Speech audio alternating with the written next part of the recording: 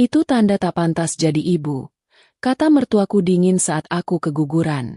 Suamiku hanya diam menunduk. 2 tahun kemudian, mertuaku keguguran dan meminta simpati. Aku mengulang kalimatnya, lalu mengirim foto keluarga baruku yang bahagia. Penyesalan menghancurkan mereka selamanya. Sebelum ceritanya dimulai, silakan tulis di kolom komentar dari daerah mana saja teman-teman yang menonton cerita ini. Dan dengar cerita sambil aktivitas apa? Nyapu, ngepel, tiduran, rebahan atau apa? Yuk kita simak ceritanya. Darah itu masih terasa membekas di ingatan Sari. Rasa sakit yang menghunjam perut bagian bawahnya bukan hanya sekadar kram biasa. Itu adalah rasa sakit yang merenggut separuh nyawanya. Di ruang rawat inap rumah sakit yang berbau obat-obatan menyengat, Sari terbaring lemah. Wajahnya pucat pasi, bibirnya kering dan pecah-pecah. Infus menancap di punggung tangannya yang dingin. Dia baru saja melewati proses kuretase. Dokter mengatakan janinnya tidak berkembang dan harus dikeluarkan demi keselamatan ibunya. Sari kehilangan calon anak pertamanya di usia kandungan 3 bulan. Sari menatap langit-langit kamar yang putih polos. Air matanya mengalir dalam diam. Dia merasa kosong. Rahimnya kosong. Hatinya kosong. Dia menunggu suaminya, Bimo, yang sedang mengurus administrasi di lantai bawah. Sari berharap Bimo akan datang memeluknya, memberinya kekuatan, dan mengatakan bahwa mereka bisa mencobanya lagi nanti. Sari butuh sandaran.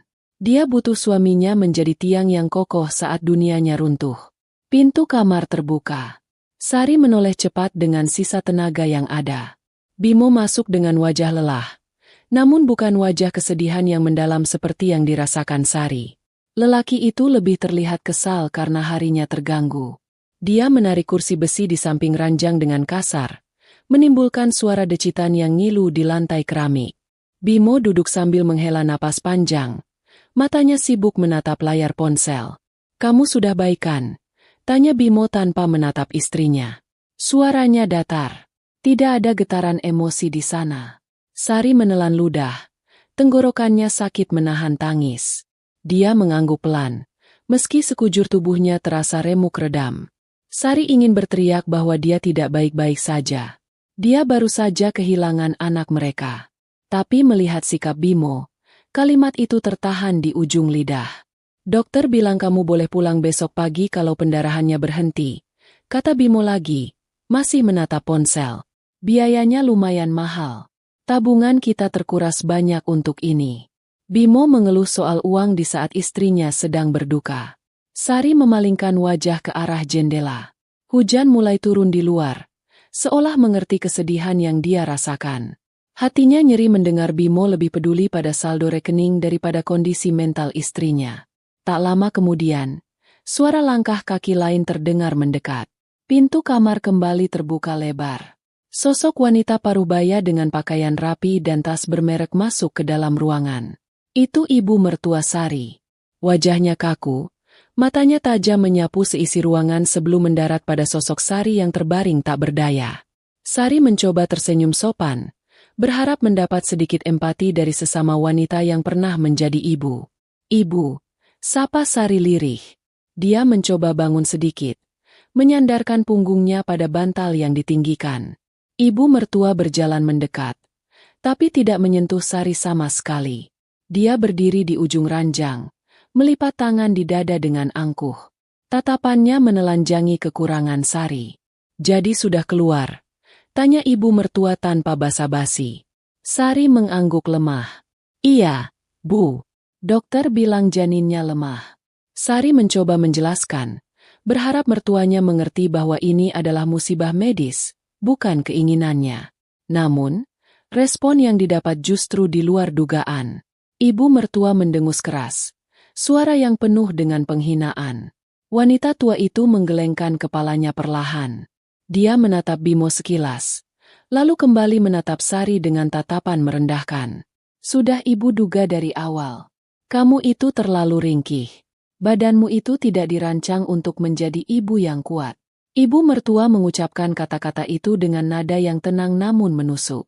Sari terdiam. Jantungnya berdegup kencang. Dia tidak menyangka akan mendengar kalimat sekejam itu di saat dia sedang berduka. Bu, ini musibah. Tidak ada yang mau ini terjadi, bela Sari dengan suara bergetar. Dia melirik Bimo, berharap suaminya akan menyela dan membela dirinya. Tapi Bimo tetap diam, pura-pura sibuk dengan ponselnya, seolah tidak mendengar percakapan itu. Ibu mertua maju selangkah, mendekatkan wajahnya ke arah Sari. Jangan beralasan. Orang dulu hamil sambil mencangkul di sawah pun anaknya lahir sehat. Kamu yang kerjanya cuma di rumah, makan enak, tidur cukup, malah tidak bisa menjaga kandungan. Itu tanda kamu tak pantas jadi ibu. Kalimat itu meluncur mulus dari mulut ibu mertua. Setiap kata menghantam dada Sari seperti palu godam. Itu tanda kamu tak pantas jadi ibu. Kalimat itu berdengung di telinga Sari. Dunia seakan berhenti berputar. Sari merasa napasnya sesak. Dia menatap ibu mertua dengan mata terbelalak, mencari setitik penyesalan di wajah tua itu, tapi tidak ada. Hanya ada kepuasan karena berhasil menyudutkan menantunya. Sari beralih menatap Bimo. Kali ini dia tidak bisa menahan diri. Mas, panggil Sari. Kamu dengar apa yang ibu bilang? Sari menuntut pembelaan. Dia butuh Bimo untuk mengatakan pada ibunya bahwa itu keterlaluan. Dia butuh Bimo untuk menjadi suami, bukan anak mamanya. Bimo mengangkat wajahnya perlahan. Dia melihat Sari yang berurai air mata, lalu melihat ibunya yang berdiri tegak penuh dominasi. Bimo menghela napas, terlihat jengah dengan drama ini. Sudahlah, Sari. Ibu cuma kecewa. Jangan dimasukkan hati.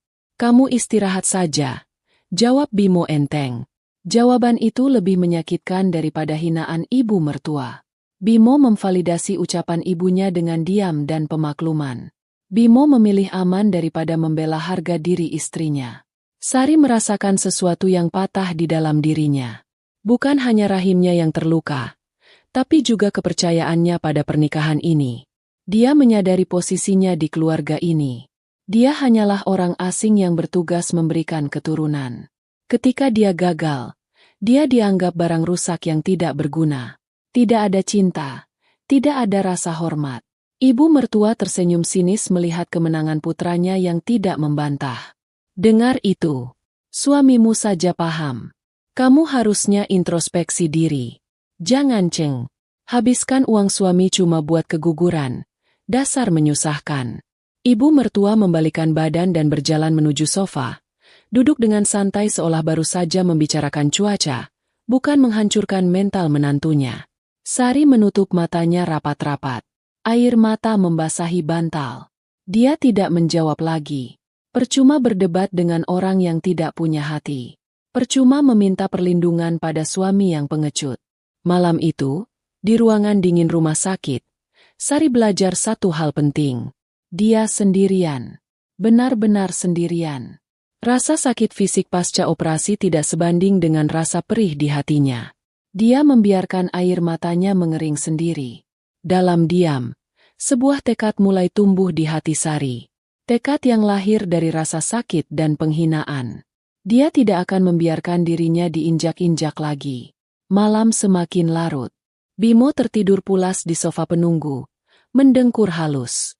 Ibu mertua sudah pulang dijemput sopir pribadinya setelah puas mencaci maki.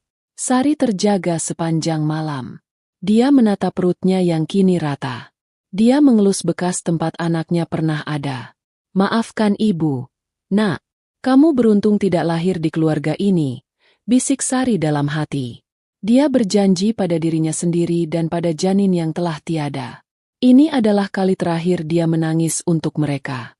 Besok, dia harus kuat. Besok, dia harus menghadapi kenyataan pahit lainnya. Pagi hari menyambut dengan mendung yang menggantung. Sari sudah bersiap pulang. Dia mengganti baju rumah sakit dengan pakaian yang dia bawa dari rumah. Gerakannya lambat, menahan nyeri di perutnya yang masih terasa kram. Bimo mengurus administrasi kepulangan dengan wajah masam, terus menggerutu tentang total tagihan yang harus dibayar. Sari tidak peduli. Dia berjalan keluar dari lobi rumah sakit dengan langkah tertatih, tanpa dituntun oleh suaminya. Perjalanan pulang di dalam mobil terasa mencekam. Bimo menyetel musik dengan volume keras, berusaha menutupi keheningan di antara mereka. Sari menatap jalanan yang basah lewat kaca jendela. Tidak ada percakapan. Tidak ada pertanyaan apakah Sari nyaman duduk atau apakah dia butuh bantal untuk menyangga punggungnya.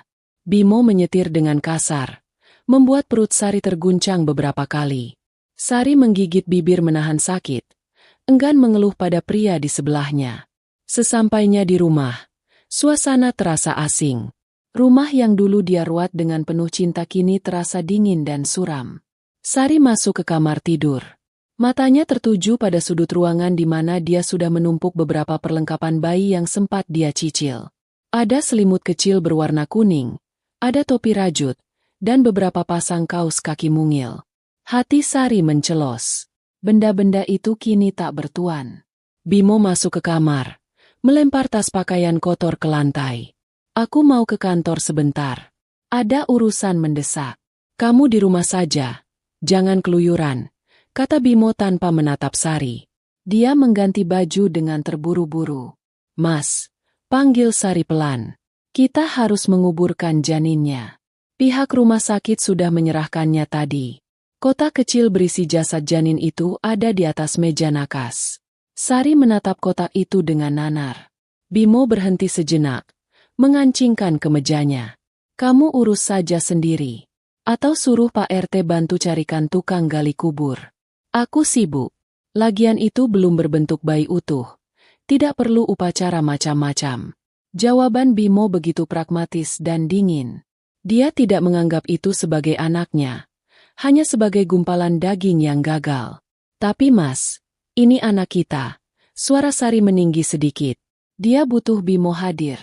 Dia butuh mereka melakukannya berdua sebagai bentuk perpisahan terakhir. Sudah aku bilang aku sibuk. Sari, jangan manja. Kamu bisa telepon penggali kubur di pemakaman umum dekat sini. Uangnya nanti aku transfer. Bimo mengambil kunci mobil dan bergegas keluar kamar. Suara pintu depan dibanting keras terdengar beberapa detik kemudian. Mesin mobil menderu menjauh. Bimo pergi, meninggalkan istrinya mengurus pemakaman anak mereka sendirian. Sari terduduk di tepi ranjang. Kakinya lemas. Dia mengambil kotak kecil di nakas itu dan memeluknya erat. Tangisnya pecah lagi. Bukan karena sedih kehilangan anak saja, tapi karena sadar dia menikahi monster. Dia tidak bisa membayangkan menghabiskan sisa hidupnya dengan pria yang bahkan tidak mau meluangkan waktu 1 jam untuk menguburkan darah dagingnya sendiri. Sari menghapus air matanya kasar. Dia bangkit. Dia tidak boleh lemah. Dia menelepon petugas pemakaman umum. Dia memesan lubang kecil untuk pemakaman segera. Setelah itu, dia mandi air hangat sebentar untuk mengurangi rasa sakit di tubuhnya, lalu mengenakan pakaian hitam sederhana. Dia memesan taksi online. Di pemakaman, hujan gerimis turun membasahi bumi. Sari berdiri sendirian di samping lubang kecil yang baru digali. Tukang gali kubur menatapnya dengan iba. Mana suaminya? Bu, tanya bapak tua itu sopan.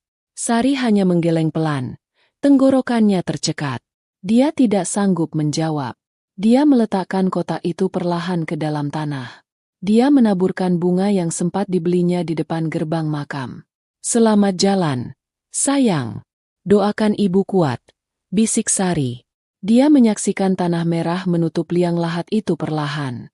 Setiap cangkulan tanah yang jatuh terdengar seperti dentum perpisahan di telinganya. Setelah gundukan kecil itu terbentuk, Sari menancapkan nisan kayu sederhana yang hanya bertuliskan nama Bin Bimo. Nama ayahnya tetap tersemat, meski ayahnya tidak sudi hadir. Sari pulang ke rumah dengan perasaan hampa namun ringan. Beban kesedihan itu sudah dia tanam bersama jasad anaknya. Kini yang tersisa adalah logika yang jernih. Dia masuk ke dalam rumah yang sepi. Dia tidak menuju dapur untuk memasak makan malam seperti biasanya. Dia menuju lemari pakaian. Sari mengeluarkan koper besar dari gudang. Dia membuka lemari dan mulai mengeluarkan semua pakaiannya. Baju kerja, baju rumah, gaun pesta. Semuanya dia masukkan ke dalam koper dengan rapi tapi cepat. Dia tidak membawa barang-barang yang dibelikan oleh Bimo atau ibu mertua. Dia hanya membawa barang yang dia beli dengan uangnya sendiri sebelum menikah, atau dari hasil kerja sampingannya yang selama ini dia sembunyikan. Sari mengemas laptop, dokumen penting seperti ijazah, akta lahir, dan buku tabungan pribadinya. Dia memastikan tidak ada satupun barang penting miliknya yang tertinggal. Dia tidak ingin punya alasan untuk kembali ke rumah neraka ini. Setelah 2 koper besar penuh, Sari menutupnya dan meletakkannya di ruang tamu. Dia duduk di meja makan, mengambil secari kertas dan pulpen. Dia menulis surat singkat. Tidak perlu panjang lebar. Tidak perlu drama. Cukup fakta dan keputusan. Untuk Bimo, aku sudah menguburkan anak kita sendirian hari ini. Terima kasih sudah menunjukkan siapa kamu dan ibumu sebenarnya di saat aku paling rapuh.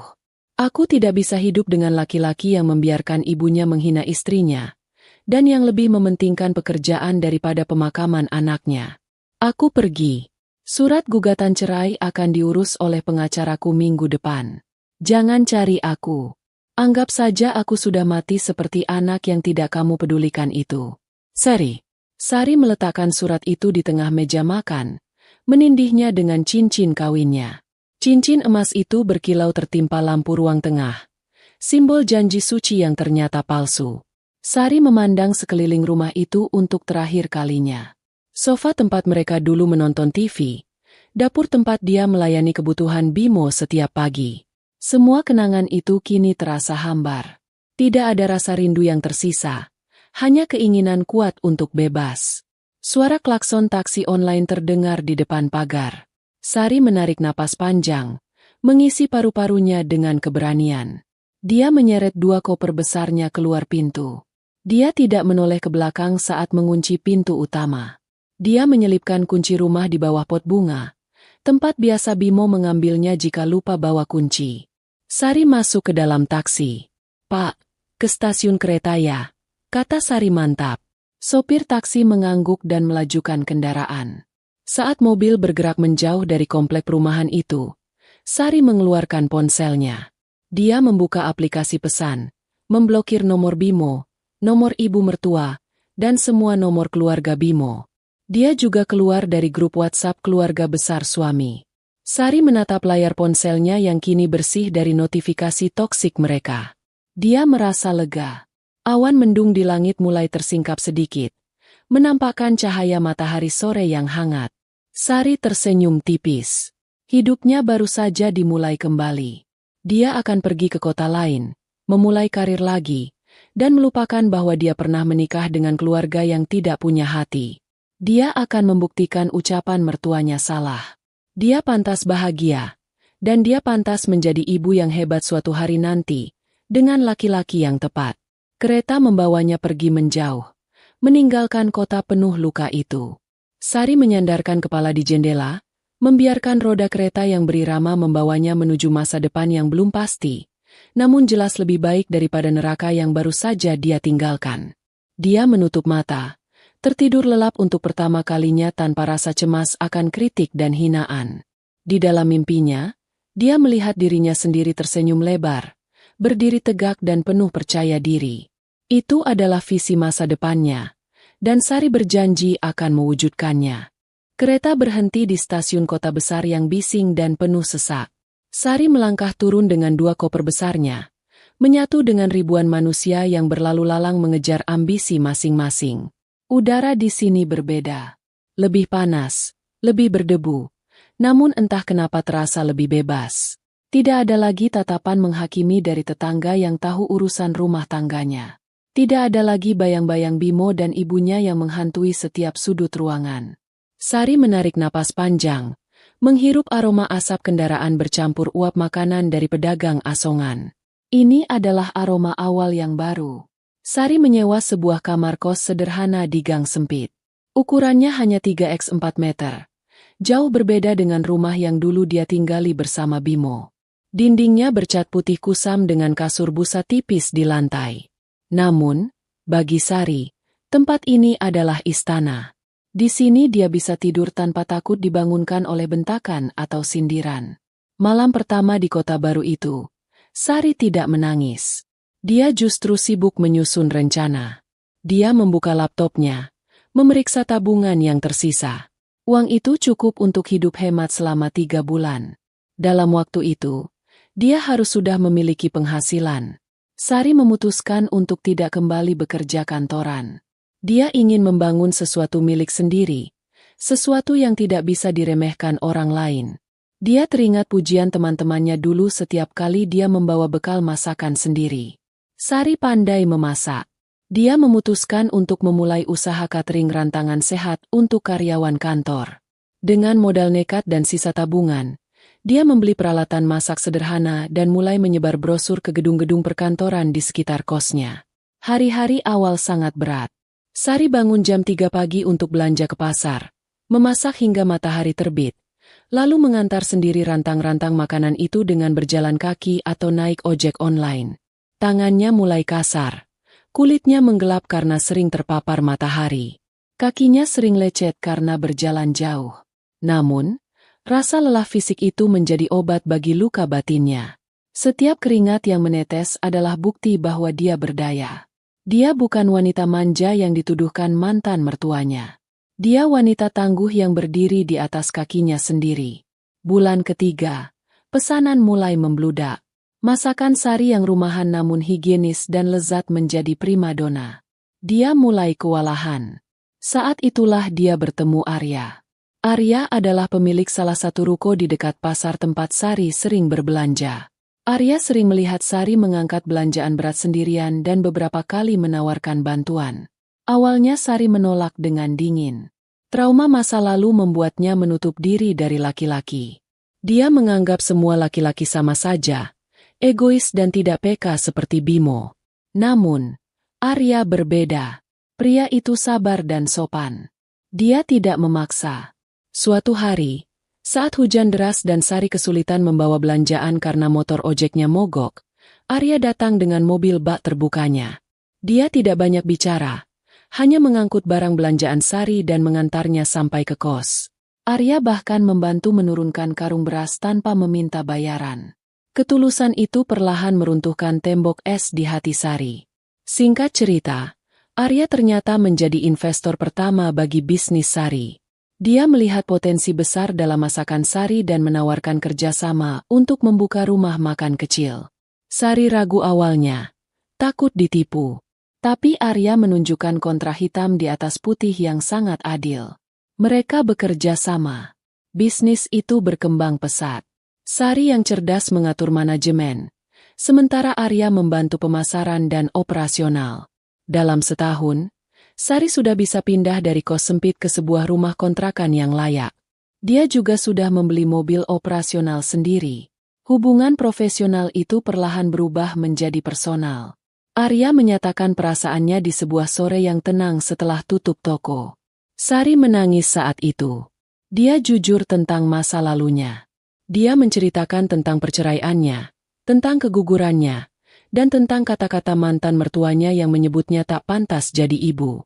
Sari takut dia akan mengecewakan Arya jika dia benar-benar mandul atau bermasalah. Arya mendengarkan semuanya dengan tenang.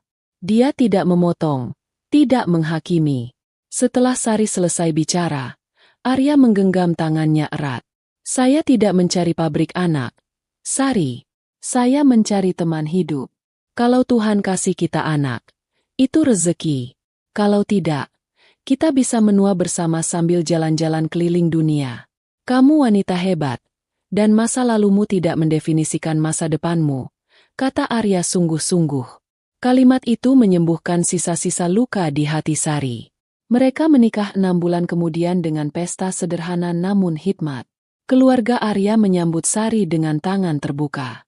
Ibu Arya, mertua barunya, adalah wanita yang sangat lembut. Dia sering memeluk Sari dan memuji masakan Sari. Tidak ada tuntutan, tidak ada sindiran. Sari merasa seperti menemukan rumah yang sesungguhnya. Rezeki pernikahan itu nyata. 3 bulan setelah menikah, Sari terlambat datang bulan. Dia melakukan tes kehamilan dengan tangan gemetar. 2 garis merah muncul. Sari menangis histeris di kamar mandi, campuran antara bahagia dan takut luar biasa. Dia takut kejadian dulu terulang lagi.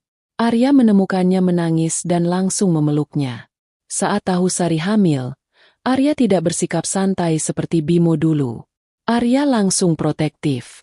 Arya melarang Sari bekerja berat. Dia mengambil alih semua urusan dapur restoran. Dia menyewa asisten rumah tangga untuk mengurus rumah agar Sari bisa istirahat total. Setiap kali Sari merasa nyeri sedikit saja, Arya langsung panik dan membawanya ke dokter terbaik.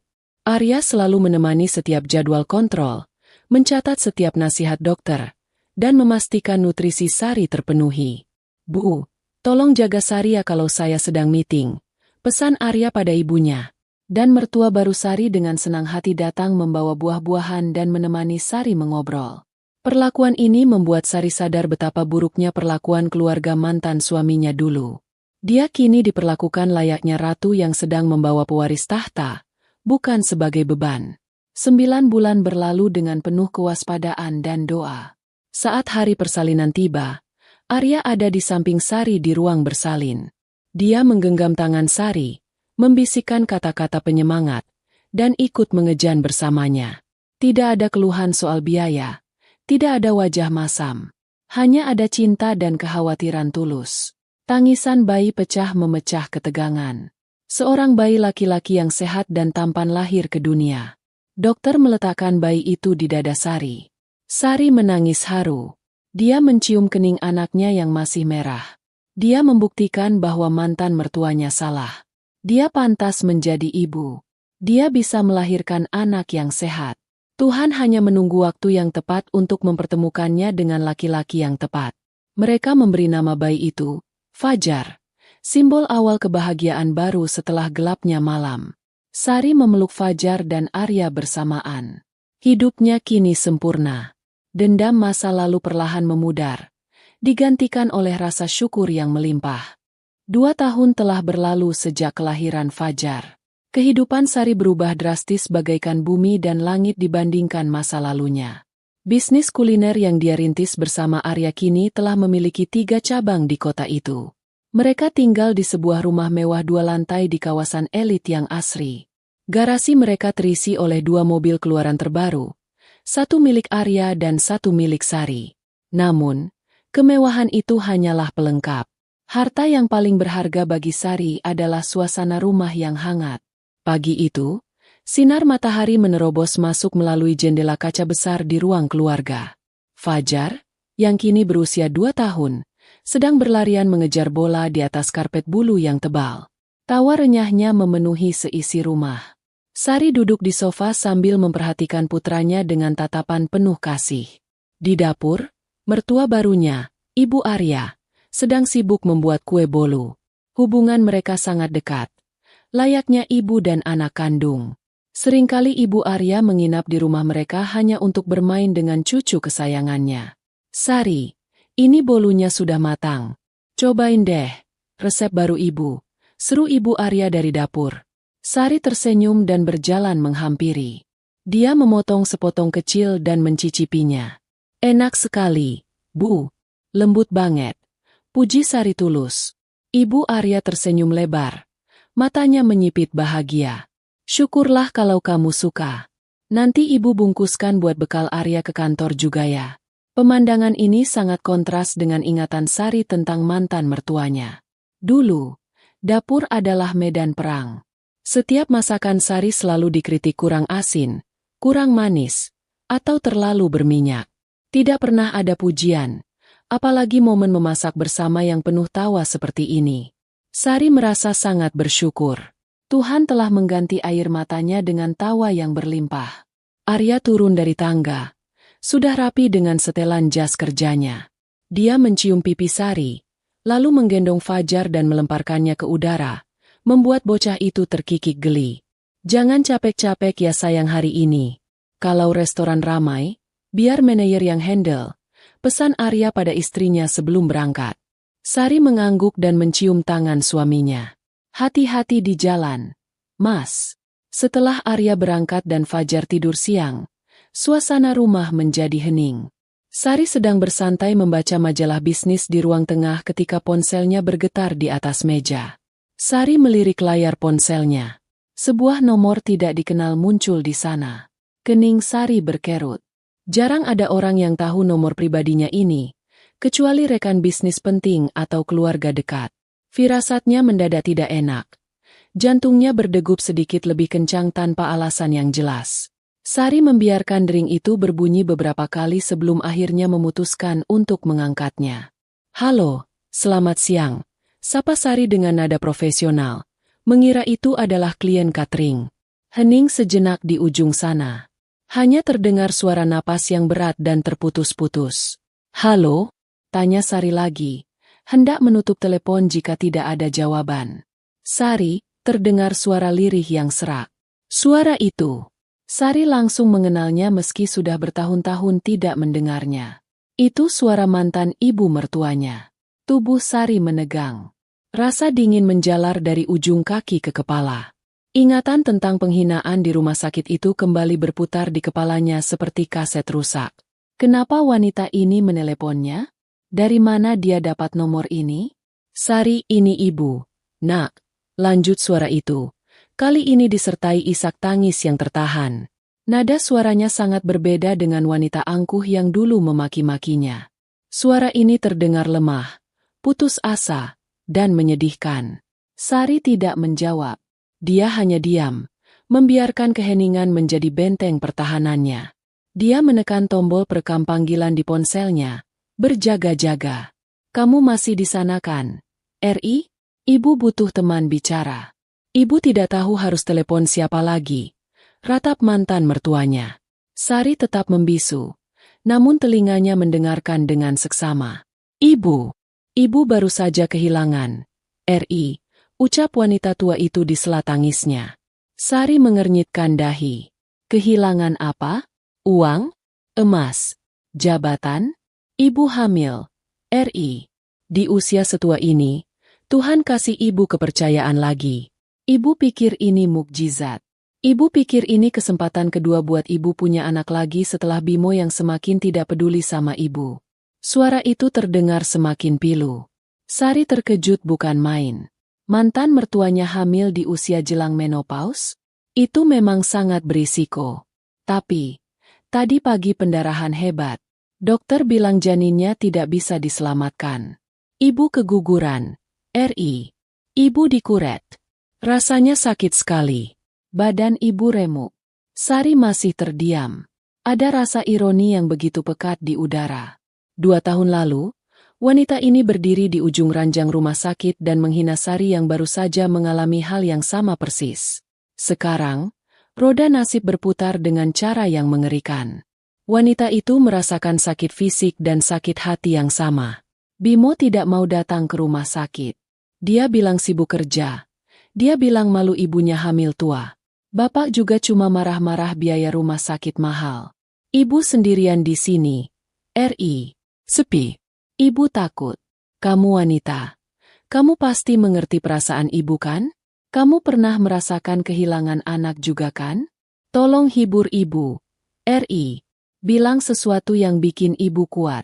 Permintaan itu terdengar begitu tidak tahu malu di telinga Sari. Mantan mertuanya meminta simpati atas kejadian yang dulu dia gunakan untuk menghancurkan mental Sari. Dia meminta, sesama wanita, untuk mengerti. Padahal dulu dia tidak pernah menganggap Sari sebagai sesama wanita yang butuh dukungan. Dia meminta ditenangkan. Padahal dulu dia adalah sumber badai bagi Sari. Darah Sari mendidih. Namun dia menahannya. Dia tidak akan meledak marah. Kemarahan hanya akan menunjukkan bahwa dia masih peduli. Sari menarik napas panjang, mengatur detak jantungnya agar tetap tenang. Dia melihat ke arah foto keluarga besar yang terpajang di dinding ruang tamu. Foto dirinya, Arya, dan Fajar yang tersenyum lebar. Dia melihat pantulan dirinya di cermin. Wanita sukses yang cantik dan berdaya. Dia bukan lagi Sari yang lemah dan bergantung pada suami. Sari mendekatkan ponsel ke bibirnya. Ini adalah momen yang tidak pernah dia rencanakan. Namun semesta memberikannya dengan cuma-cuma. Momen untuk mengembalikan rasa sakit itu ke pemilik aslinya. "Kamu mau tahu apa pendapatku, Bu?" tanya Sari akhirnya. Suaranya datar, tenang, dan dingin.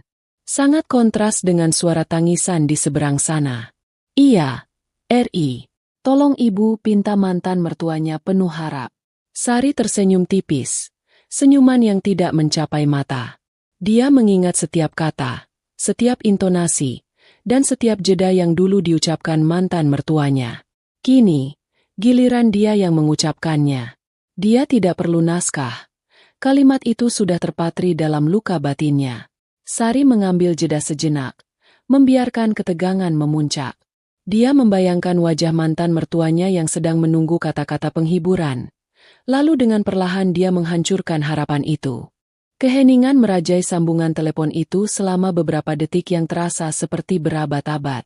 Di seberang sana, napas mantan ibu mertua terdengar berat. Sesekali diselingi isakan kecil yang tertahan. Dia menunggu. Dia menunggu kalimat penenang. Sebuah validasi bahwa dia adalah korban yang patut dikasihani. Dia menunggu Sari yang dulu, menantu yang selalu menunduk patuh dan berusaha mengambil hatinya, untuk memberikan kata-kata manis yang bisa membasuh lukanya. Namun, Sari yang memegang telepon saat ini bukanlah Sari yang sama dengan 2 tahun lalu. Sari yang berdiri di ruang tamu mewah ini adalah wanita yang telah ditempa oleh api penghinaan dan bangkit dari abu keputusasaan. Sari menatap pantulan dirinya di kaca jendela besar yang menghadap ke taman belakang. Dia melihat seorang wanita dengan postur tegak, mengenakan pakaian rumah berbahan sutra yang nyaman, dengan wajah yang terawat dan tenang. Dia membandingkan bayangan itu dengan ingatan tentang dirinya 2 tahun lalu di rumah sakit. Kusut, pucat, mata bengkak, dan hati yang hancur lebur. Ingatan itu begitu tajam, seolah baru terjadi kemarin. Aroma obat-obatan, dinginnya lantai rumah sakit, dan tatapan merendahkan dari wanita yang kini sedang menangis di telepon itu kembali menyeruak. Sari, kamu masih di sana, nak? Tolong bicaralah. Ibu butuh dukunganmu. Suara mantan mertua kembali terdengar. Kali ini lebih mendesak, lebih memelas. Rasa putus asa terdengar jelas di setiap suku katanya. Ironi ini begitu pekat hingga rasanya hampir mencekik. Seorang wanita yang dulu dengan lantang menyebut Sari, barang rusak, kini mengemis simpati karena mengalami kerusakan yang sama. Sari menarik napas dalam-dalam. Oksigen memenuhi paru-parunya, memberikan ketenangan yang dia butuhkan untuk melakukan eksekusi ini. Dia tidak butuh berteriak. Dia tidak butuh memaki dengan kata-kata kasar. Kemarahan yang meledak-ledak hanya akan menunjukkan bahwa dia masih terluka. Tidak. Sari ingin memberikan sesuatu yang lebih menyakitkan daripada amarah. Sebuah cermin. Dia ingin memantulkan kembali kekejaman yang pernah dia terima, persis tanpa kurang sedikit pun. Dengan nada suara yang sangat datar, tenang, dan dingin, seperti permukaan danau yang membeku, Sari mulai berbicara. Dia mengatur intonasinya agar terdengar persis seperti nada bicara mantan mertuanya 2 tahun lalu. Tidak ada getaran simpati, tidak ada kehangatan, hanya fakta yang dingin dan mematikan. Ibu! Panggil Sari pelan. Jeda sejenak. Di seberang sana, isakan mantan mertua berhenti, menajamkan telinga menunggu kalimat selanjutnya. Itu tanda kamu tak pantas jadi ibu, ucap Sari. Kalimat itu meluncur mulus. Setiap katanya ditekan dengan presisi yang mematikan. Sari mengucapkannya perlahan, memberikan spasi di antara kata-kata agar maknanya meresap dalam-dalam ke otak lawan bicaranya. Itu tanda kamu tak pantas di ibu. Hening. Sambungan telepon itu mendadak sunyi senyap. Tidak ada suara napas. Tidak ada isakan. Seolah-olah waktu berhenti berputar di ujung sana. Sari bisa membayangkan wajah mantan mertuanya saat ini. Mata yang terbelalak lebar, mulut yang ternganga tak percaya, dan wajah tua yang memucat karena syok. Wanita itu pasti tidak menyangka bahwa kalimat kutukan yang pernah dia lemparkan dengan ringan, kini berbalik menghantam wajahnya sendiri dengan kekuatan 10 kali lipat. Apa? Suara mantan mertua akhirnya keluar, terdengar tercekat dan gemetar hebat. Kamu bilang apa? Sari? Tegas sekali kamu. Sari tidak membiarkan wanita itu mengambil alih kendali percakapan. Dia tidak memberikan ruang untuk penyangkalan atau drama korban. Sari melanjutkan serangannya, masih dengan nada yang sama tenangnya, mengabaikan keterkejutkan di seberang sana. Badanmu itu tidak dirancang untuk menjadi ibu yang kuat, lanjut Sari, mengutip kalimat kedua yang paling menyakitkan dari masa lalu. Orang dulu hamil sambil mencangkul di sawah pun anaknya lahir sehat. Kamu yang kerjanya cuma di rumah, makan enak, tidur cukup, malah tidak bisa menjaga kandungan. Sari merasakan kepuasan yang aneh menjalar di dadanya saat mengucapkan kata-kata itu. Dulu, kalimat-kalimat ini menghancurkan harga dirinya, membuatnya merasa seperti wanita paling gagal di dunia. Tapi sekarang, saat dia mengembalikannya kepada pemilik aslinya, kalimat itu menjadi senjata pemungkas yang membebaskan. Dia sedang membebaskan dirinya dari hantu masa lalu. Sari, cukup. Kamu jahat. Kamu iblis. Jerit mantan mertuanya histeris. Suara tangisannya pecah. Kali ini bukan tangisan sedih, melainkan tangisan kemarahan dan rasa malu yang luar biasa. Dia tidak terima dihina dengan cara yang sama persis seperti dia menghina orang lain. Egonya hancur berkeping-keping. Sari tersenyum tipis. Senyum yang penuh kemenangan. Jahat? Aku hanya mengulangi nasihat bijak dari seseorang yang aku kenal 2 tahun lalu. Bukankah itu yang ibu katakan padaku saat aku kehilangan anakku? Kenapa sekarang terdengar jahat saat ibu yang mendengarnya? Apakah rasanya sakit, Bu? Pertanyaan retoris itu menggantung di udara, tidak membutuhkan jawaban. Sari tahu jawabannya. Rasanya pasti sangat sakit. Lebih sakit daripada luka fisik pasca kuretase. Itu adalah luka karena melihat keburukan diri sendiri yang terpampang nyata. Kamu. Mantan mertua tergagap, kehabisan kata-kata. Napasnya memburu, terdengar seperti orang yang sedang serangan jantung. Namun Sari tidak peduli. Simpatinya sudah mati dikubur bersama janin pertamanya di pemakaman umum yang becek itu. Selamat menikmati karma, Bu. Semoga ibu bisa introspeksi diri, seperti yang ibu suruh aku lakukan dulu. Jangan cengeng. Tutup Sari dengan nada final. Tanpa menunggu balasan lagi, Sari menekan tombol merah di layar ponselnya. Klik. Sambungan terputus. Sari menurunkan ponselnya dan meletakkannya di atas meja marmer. Tangannya sedikit gemetar, bukan karena takut, tapi karena lonjakan adrenalin yang luar biasa. Dia baru saja melakukannya. Dia baru saja menghadapi monster terbesar dalam hidupnya dan menang telak. Dia tidak lari. Dia tidak menangis. Dia tidak memohon. Dia berdiri tegak dan melawan. Sari menyandarkan punggungnya ke sofa empuk, memejamkan mata sejenak. Suasana rumah kembali hening dan damai. Suara burung berkicau dari taman belakang terdengar merdu. Sari menarik napas panjang, lalu menghembuskannya perlahan. Rasanya seperti ada batu besar yang diangkat dari dadanya. Beban dendam yang selama ini dia pikul tanpa sadar, kini lenyap tak berbekas. Dia merasa ringan. Dia merasa bersih.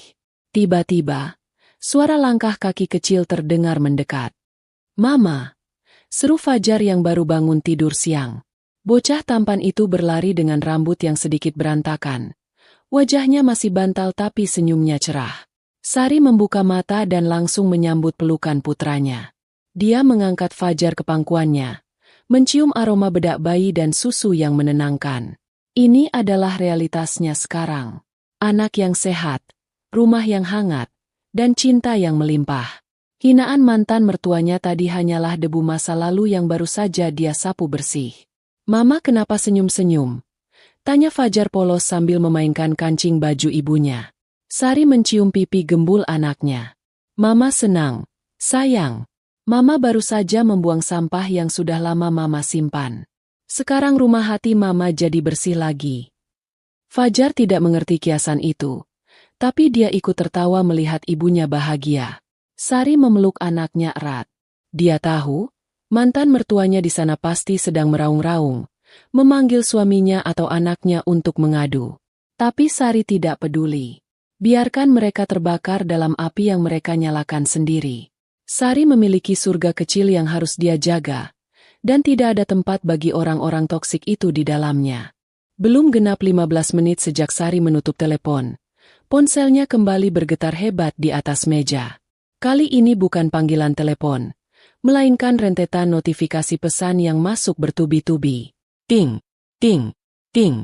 Suara notifikasi itu terdengar mendesak dan penuh emosi. Sari tidak perlu menjadi peramal untuk menebak siapa pengirimnya. Pasti Bimo, mantan suaminya yang pengecut itu, yang akhirnya muncul dari persembunyiannya setelah ibunya mengadu. Sari meletakkan Fajar kembali ke area bermainnya yang aman, memberinya mainan balok susun agar anak itu sibuk sejenak. Main sebentar ya. Nak, Mama balas pesan teman dulu, ujar Sari lembut. Fajar mengangguk patuh dan mulai asyik menyusun balok-balok berwarna-warni. Sari kembali duduk di sofa dan mengambil ponselnya. Benar saja.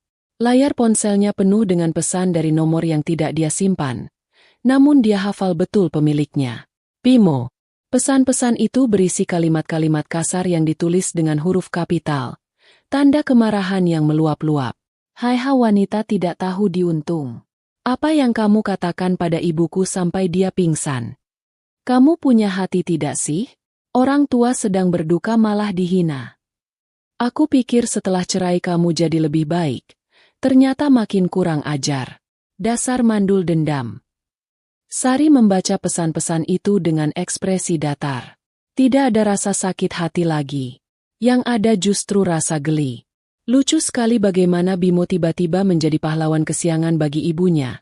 Padahal saat Sari keguguran dulu, Bimo bahkan tidak mau repot-repot mengantar jenazah anaknya ke pemakaman. Standar ganda yang menjijikkan. Bimo marah karena ibunya dihina. Tapi dia lupa bahwa dia membiarkan istrinya dihina lebih parah 2 tahun lalu. Kata, mandul dendam, yang diketik Bimo membuat Sari tertawa kecil. Tawa yang kering dan sinis.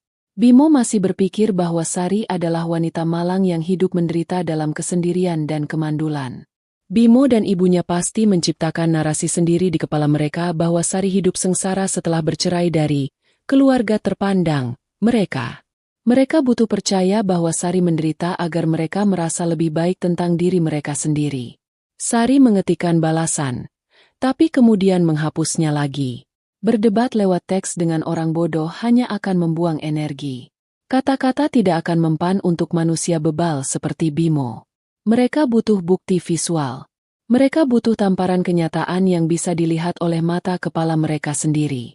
Sesuatu yang tidak bisa disangkal. Sari membuka galeri fotonya.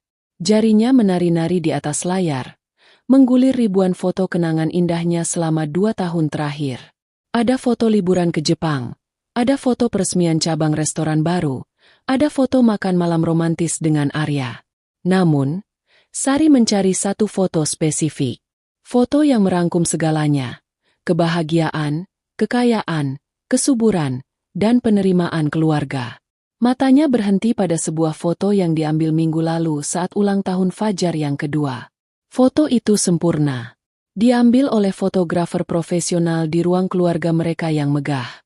Di dalam foto itu, Sari duduk di sofa kulit berwarna krem yang elegan, mengenakan gaun pesta sederhana namun berkelas yang membalut tubuhnya yang berisi dan sehat. Di pangkuannya, duduk Fajar, putra kandungnya yang tampan, sehat, dan tersenyum lebar memamerkan gigi susunya. Kulit Fajar bersih dan cerah, tanda anak yang dirawat dengan gizi dan kasih sayang terbaik. Di samping kanan Sari, duduk Arya, suaminya yang sekarang. Arya mengenakan kemeja santai namun jam tangan mahal melingkar di pergelangan tangannya. Satu tangan Arya merangkul bahu Sari dengan protektif. Tatapan matanya penuh cinta ke arah kamera. Wajah Arya jauh lebih tampan dan berwibawa dibandingkan Bimo yang selalu terlihat kusam dan peragu. Dan yang paling penting, di samping kiri Sari, duduk ibu Arya, mertua barunya. Wanita parubaya yang anggun itu sedang memegang tangan mungil Fajar sambil tertawa lepas. Tidak ada jarak, tidak ada kekakuan. Bahasa tubuh mereka menunjukkan keakraban yang tulus. Di latar belakang, terlihat sebagian interior rumah yang mewah, lampu gantung kristal, tirai sutra yang menjuntai tinggi, dan lemari pajangan berisi koleksi kristal mahal. Foto ini adalah definisi menang telak. Ini adalah bukti bahwa Sari tidak mandul, tidak miskin, dan tidak menderita. Dia memiliki semua yang Bimo dan ibunya tuduhkan tidak pantas dia miliki. Tanpa ragu, Sari memilih foto itu. Dia tidak menambahkan caption panjang lebar. Tidak perlu penjelasan. Gambar itu sudah berbicara 1000 bahasa. Dia hanya mengetik satu kalimat singkat di bawah foto itu. Ini anak kandungku yang sehat, suami yang hebat, dan mertua yang menyayangiku seperti anak sendiri. Terima kasih sudah menceraikanku dulu. Itu hal terbaik yang pernah kamu lakukan untukku. Send. Sari melihat tanda centang 1 berubah menjadi centang 2 abu-abu. Lalu dengan cepat berubah menjadi centang 2 biru. Bimo sedang online. Dia sudah membacanya. Sari membayangkan detik-detik saat foto itu muncul di layar ponsel Bimo. Dia membayangkan mata Bimo membelalak, mulutnya menganga, dan jarinya gemetar saat memperbesar gambar itu. Bimo akan melihat wajah Fajar yang memiliki garis wajah Sari. Dia akan melihat kemewahan rumah itu. Dia akan melihat betapa cantiknya Sari sekarang. Dan yang paling menyakitkan, dia akan melihat betapa bahagianya posisi Sari di tengah keluarga barunya. Posisi yang tidak pernah Bimo berikan. Sari tidak menunggu balasan. Detik setelah centang biru itu muncul, dia langsung menekan profil kontak Bimo. Gulir ke bawah. Blok kontak. Konfirmasi blokir muncul. Sari menekan, ya, dengan mantap. Selesai. Pintu komunikasi tertutup selamanya. Sari tidak ingin melihat pesan penyangkalan Bimo. Dia tidak ingin melihat Bimo mengemis atau marah-marah lagi. Pesan terakhir itu adalah bom waktu yang dia tinggalkan di tangan Bimo. Biarkan meledak dan menghancurkan sisa-sisa ego mereka. Sari meletakkan ponselnya dengan perasaan puas yang luar biasa. Dia merasa seperti baru saja membersihkan kotoran yang menempel di sepatunya. Dia berdiri, merapikan gaunnya, dan berjalan menghampiri Fajar yang masih asyik bermain. Yuk, sayang. Kita mandi dulu. Sebentar lagi papa pulang. Kita sambut papa dengan wangi ya. Ajak Sari ceria. Fajar merentangkan tangannya minta digendong. Sari mengangkat tubuh mungil itu dengan mudah. Kekuatan fisiknya kembali, bahkan lebih kuat dari sebelumnya. Dia berjalan menaiki tangga rumah mewahnya sambil bersenandung kecil.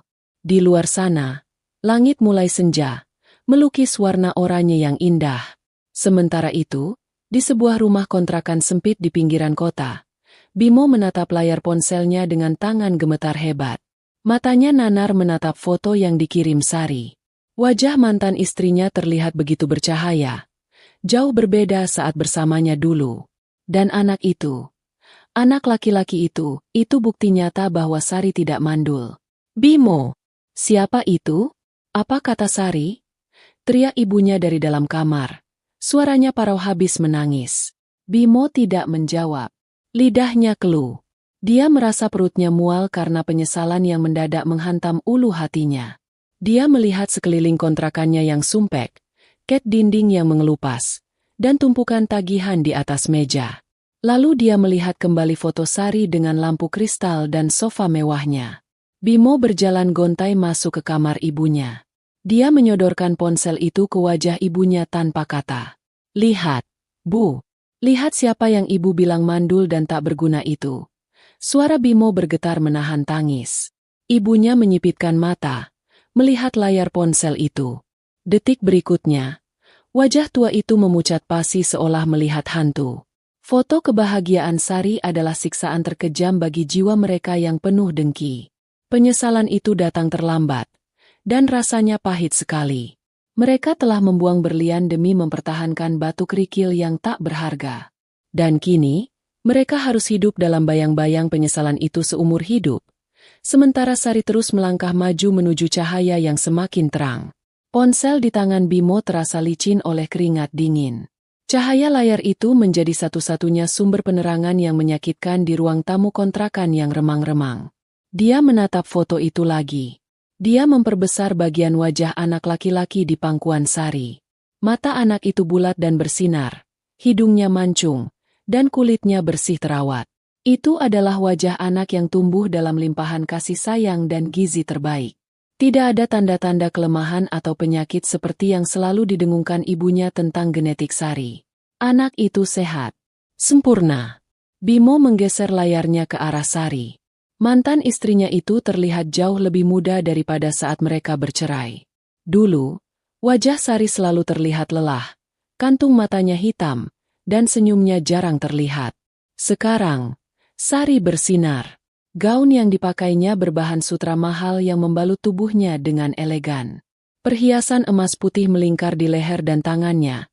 Tidak berlebihan tapi jelas berkelas. Itu bukan perhiasan imitasi yang sering ibunya pamerkan. Itu asli. Dada Bimo sesak. Rasa penyesalan menghantamnya seperti ombak besar yang menggulung tanpa ampun. Dia bukan hanya kehilangan istri yang penurut. Dia kehilangan masa depan yang cerah.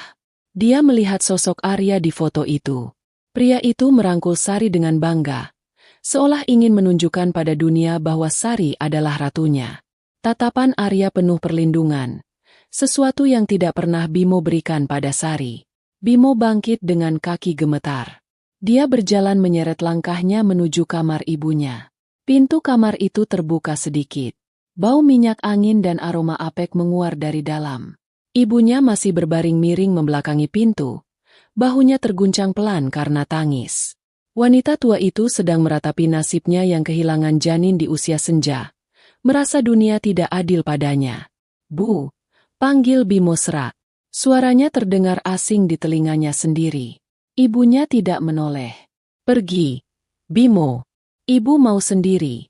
"Ibu sakit hati dihina istrimu yang mandul itu," sahut ibunya dengan suara parau. Kata "mandul" itu kini terdengar seperti lelucon yang menyedihkan di telinga Bimo. Bimo tidak mundur. Dia melangkah masuk dan duduk di tepi ranjang yang berderit. Dia menarik bahu ibunya agar berbalik. "Bu, lihat ini. Ibu harus lihat ini." Bimo menyodorkan layar ponselnya tepat di depan wajah ibunya yang bengkak dan merah. Ibunya menepis tangan Bimo kasar. "Apa sih? Ibu tidak mau lihat apa-apa. Jangan ganggu ibu. Lihat dulu, Bu," bentak Bimo, hilang kesabaran. "Ini Sari. Ini wanita yang ibu bilang tidak pantas jadi ibu. Lihat apa yang dia punya sekarang." Teriakan Bimo membuat ibunya terdiam. Dengan enggan, mata tua yang rabun itu menyipit menatap layar ponsel yang menyala terang. Awalnya, dia tidak mengenali siapa wanita cantik di foto itu. Namun, saat dia melihat senyum khas itu, matanya membelalak lebar. Dia merebut ponsel dari tangan Bimo. Tangannya yang keriput gemetar hebat saat memegang benda pipih itu. Ini editan kan? Ini pasti palsu. Sari tidak mungkin punya anak. Rahimnya lemah. Dia mandul. Racau ibunya. Dia berusaha menyangkal kenyataan yang terpampang nyata di depan matanya. Dia tidak bisa menerima bahwa diagnosa kejamnya dulu salah total. "Itu asli, Bu," kata Bimo lemah.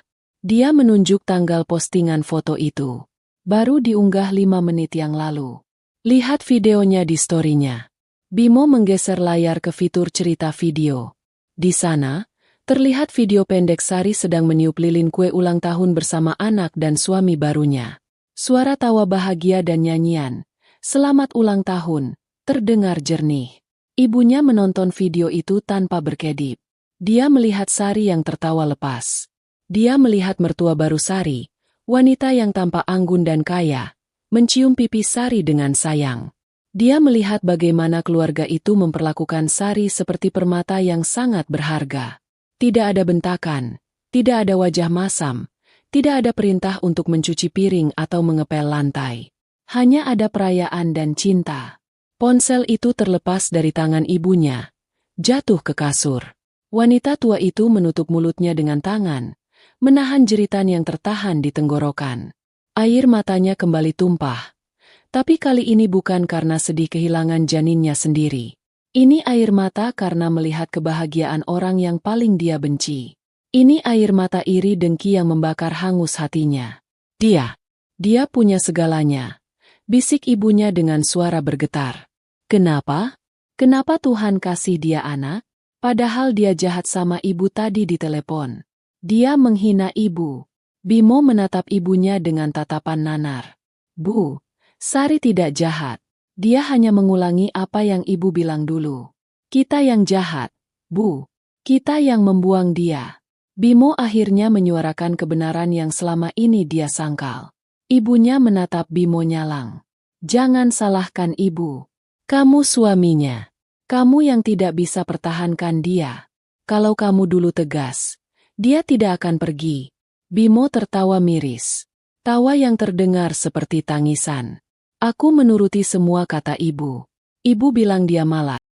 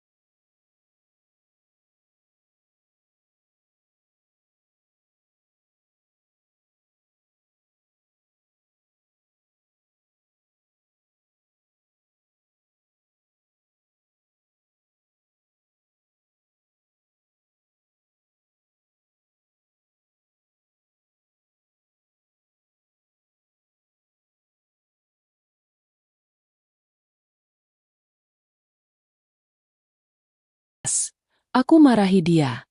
Ibu bilang dia mandul. Aku diam saja saat ibu hina dia. Ibu bilang jangan antar jenazah anaknya. Aku turuti. Sekarang ibu salahkan aku? Kita berdua salah, Bu. Kita berdua bodoh. Suasana kamar itu menjadi sangat mencekam. Dua manusia yang gagal itu saling melempar kesalahan, berusaha mencari pembenaran atas kehancuran hidup mereka sendiri. Sementara di layar ponsel yang masih menyala, wajah bahagia Sari terus berputar dalam video, menjadi saksi bisu atas kebodohan mereka. Bimo mengambil kembali ponselnya. Dia menatap foto itu sekali lagi sebelum layar meredup. Dia melihat kontras yang begitu tajam. Sari di rumah mewah dengan keluarga harmonis. Bimo di kontrakan sempit dengan ibu yang sakit-sakitan dan penuh dendam. Dulu, Bimo merasa dirinya adalah hadiah bagi Sari. Dia merasa Sari beruntung menikah dengannya. Sekarang dia sadar, Sarilah hadiah itu. Dan dia telah membuang hadiah itu ke tempat sampah, hanya untuk dipungut oleh pria lain yang tahu cara menghargainya. Rasa sakit itu bukan hanya di hati, tapi menjalar ke fisik. Perut Bimo terasa mual. Kepalanya pening. Bayangan masa depan suram menari-nari di pelupuk matanya. Dia membayangkan jika dulu dia membela Sari. Mungkin anak laki-laki tampan di foto itu adalah anaknya. Mungkin dia yang duduk di sofa empuk itu. Mungkin dia yang menikmati hidup sukses bersama wanita hebat itu. Tapi kata, mungkin, adalah kata yang paling menyakitkan di dunia. Karena itu tidak akan pernah terjadi. Ibunya kembali menangis meraung-raung, memukul-mukul bantal. Dia meratapi nasibnya yang kini sebatang kara, sakit, miskin, dan dikalahkan oleh menantu yang dulu dia injak-injak. Karma tidak datang perlahan. Karma datang menghantam mereka malam itu juga dengan kekuatan penuh. Lewat selembar foto digital yang menghancurkan sisa harga diri mereka hingga menjadi debu. Waktu berlalu tanpa ampun bagi mereka yang hidup dalam penyesalan. Setahun setelah malam foto itu dikirim, hidup Bimo dan ibunya meluncur bebas ke jurang kehancuran. Bimo kehilangan fokus dalam bekerja. Bayang-bayang kegagalan rumah tangganya dan rasa iri melihat kesuksesan Sari menghantuinya setiap saat. Dia sering melamun di kantor, melakukan kesalahan fatal dalam pembukuan, hingga akhirnya perusahaan memecatnya. Tanpa pekerjaan dan tanpa pesangon yang cukup, Bimo mencoba peruntungan dengan membuka usaha kecil-kecilan. Dia menggunakan sisa tabungan ibunya untuk membuka warung makan, berharap bisa meniru kesuksesan Sari di bidang kuliner. Namun, usaha itu tidak didasari oleh passion atau kemampuan, melainkan didasari oleh rasa ingin bersaing yang tidak sehat. Masakan ibunya yang biasa saja, ditambah manajemen Bimo yang buruk, membuat warung itu sepi pengunjung. Setiap hari, mereka hanya membuang bahan makanan yang busuk karena tidak laku. Uang modal habis tergerus untuk membayar sewa tempat dan listrik. Sementara itu, hutang mulai menumpuk. Bimo meminjam uang dari aplikasi pinjaman online untuk menutupi kebutuhan sehari-hari. Sebuah keputusan fatal yang menjerat lehernya perlahan. Bunga hutang membengkak. Penagih hutang mulai datang meneror. Mereka datang ke kontrakan, berteriak-teriak kasar, membuat tetangga mencibir dan menjauh. Bimo dan ibunya hidup dalam ketakutan. Mereka sering mematikan lampu di malam hari, berpura-pura tidak ada orang di rumah agar penagih hutang pergi. Kontrakan mereka yang sempit kini terasa semakin sesak oleh amarah dan saling menyalahkan. Ibunya, yang kesehatannya makin menurun pasca keguguran di usia tua, menjadi sosok yang sangat pemarah. Setiap hari isinya hanya keluhan. Dia menyalahkan Bimo yang tidak becus cari uang, menyalahkan Bimo yang membiarkan Sari pergi, menyalahkan takdir yang tidak adil. Coba kalau kamu dulu pintar sedikit, kita tidak akan begini. Lihat Sari, dia baru buka cabang restoran keempat. Harusnya itu rezeki kita, teriak ibunya suatu sore, sambil melempar piring plastik kosong ke lantai. Bimo yang sedang pusing memikirkan tagihan listrik yang menunggak, meledak emosinya. Diam, Bu. Ibu yang dulu mengusir dia. Ibu yang bilang dia pembawa sial. Sekarang ibu mau uangnya saja? Sadar diri, Bu.